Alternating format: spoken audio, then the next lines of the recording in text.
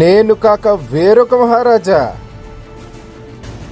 నా సింహాసనాన్ని కదిలించే శక్తి ఈ లోకంలో ఎవ్వరికీ లేదు.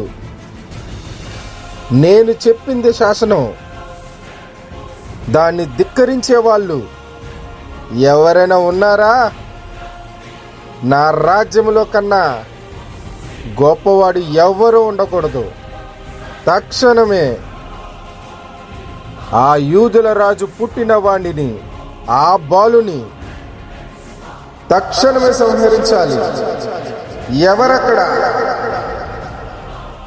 2 సంవత్సరముల బాలురను అందరినీ సంహరించండి.